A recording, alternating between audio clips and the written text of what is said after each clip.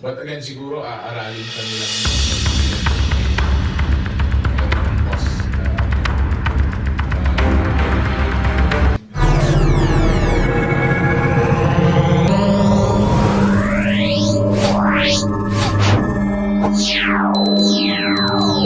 Tira Nolasco from DWIC. Hello po, good afternoon. Regarding po ito sa Naia, recently po binuhay po ni Finance Secretary Recto yung panawagan niyang pagbebenta ng assets ng Naia at ng iba pang government assets para daw pambayad ng utang. Any reaction po regarding?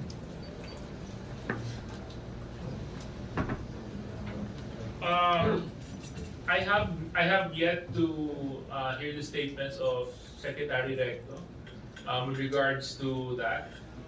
But when it comes to increasing and improving revenue collection, we are fully supportive of the efforts of the Department of Finance. But with regards to the selling of certain assets or privatization, I know a lot of government agencies and departments are looking into this. But kung ano po kasi yung specific na assets na yon, siguro i-reserve ko na lang yung comments pag nalaman ko na po kung ano po yung mga specific na assets. Any reaction? It's usual practice naman, not only for the national government, even in yung local government po natin. But again, siguro aaralin pa nilang maigi yan eh. Mayroon namang cost, benefit, mga ganon. Inaaral usually yan. And we know that Secretary Ralph is one of the best in terms of finance. Kaya nga, nandyan po siya at nung tinawag siya ng Pangulo para mag-lead. But it does happen, pero it has to be for the best interest of the country. Thank you. Well, sa akin, I'm sure any move to proceed, for example, privatization of some assets of the government would definitely have a solid reason for former congressman and now Secretary of Finance to propose. No? Hindi naman agad-agad binibenta yung mga assets. Well, common sense will dictate if you're having trouble maintaining a certain asset. Of course, naturally, you would rather have somebody else do the maintenance rather than kayo ang mag-maintain na hindi mo naman kaya. And definitely, it would also boils down to the issue of better service and better improvement on the said asset.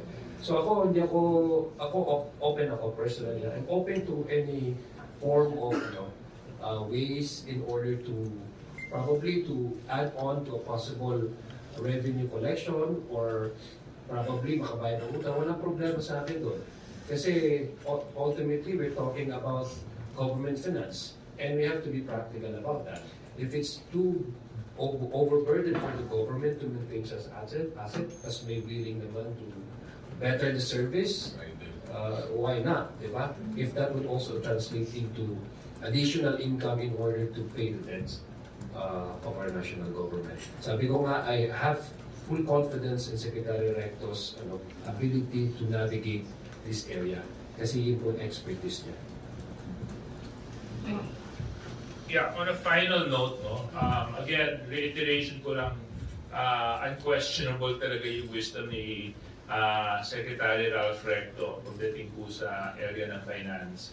And as being a former colleague, we have utmost respect for his capacity to serve as the Secretary of Finance.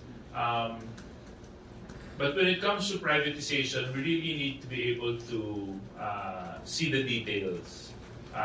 Kung ano po ba yung mga nais na ibenta at anong nais ma-dispose ng mga assets ng ating pamahalaan. Kung ito po ba ay anong epekto naman ito sa ating bansa. Like for example, I know for PAGCOR's position, they want to privatize some of their assets. I'm fully supportive of it. I think there's nothing wrong for PAGCOR to privatize some of the casinos that they run and operate, because I don't see the wisdom why you should be the operator and the regulator at the same time. Government should be only exercising one activity, and that is to regulate. So ayan na natin i-operate to. Tapos kung i-operate private sector at kung mapapaganda nila yung operasyon at may karagdagang kita para sa ating pamahalaan, why not? But again, there are certain assets of government that we need to hold close to our heart. Dahil these assets may have direct consequence to national security.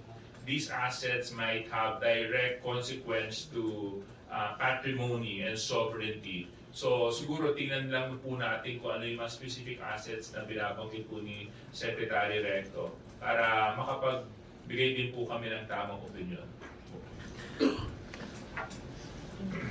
Thank you, Tina. Due to time constraints, I appeal to our media friends not to repeat the questions that have already asked. Kenneth Basilio from Business World, you're recognized. Magandang tanghali po. Yung first question ko po about sa RBH number 7. So yung isa sa mga talking points during the discussions na on RBH number 7 makakapagpababa ng consumer costs sa mga public utilities. May ipapasa ang RBH number 7 to the panel expound why they hold such view po. Yes, absolutely. I think that's one of the advantages of opening up the economy is makaka-invite po tayo ng mas maraming industry players pagdating sa area ng utilities. Pag dumami po ang mga players natin sa utilities, magkakaroon ng healthy competition. Pag magkaroon po ng healthy competition, ang magiging epekto nito, gaganda ang serbisyo, at kung gaganda ang serbisyo, maghahabol yan sa pinakamagandang presyo. Pagdating sa ganung sitwasyon, at least may bibigay natin sa Pilipino yung talagang nakakaayon at mapapaganda para sa kanila. Hindi tulad sa sitwasyon natin ngayon na nakikita po natin na iilan lamang ang may hawak ng mga malalaking negosyo na siyempre hindi natin may tatanggi. Baka nag-uusap lang sila kung ano ang mga presyuhan at pagdating sa mga bilihin. So ako, isa po tulo sa magandang maidudulot ng RBA 7 is inviting more competition into the country, providing more opportunities. And I think when it comes to utilities and services, we can be assured na the Filipinos will get the best price for their peso when it comes to the services that they should be afforded to by government or by any sector for that matter.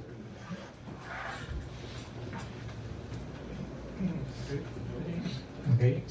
Yung second question ko po, still on RBH number 7 pa rin naman.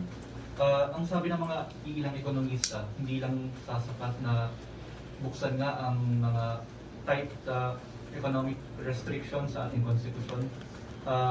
Kinakailangan na rin daw na i-strengthen yung ibang government instrumentalities. In relation, may naisip na ba ang Congress na mga measures which could help actualize yung pagpasok ng more foreign direct investments?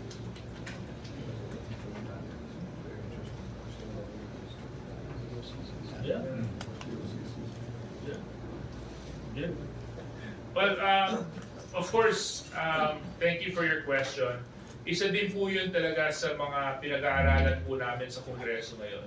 Kasi ayaw naman natin na sa kanila kami gagawa ng mga legislation pag naaprubahan na yung RB 87. So may mga small group discussions na po kami within the committees and within amongst ourselves in what specific agencies and departments needs to be strengthened, needs to be supported, needs to be upgraded so that we can make sure that we can properly cater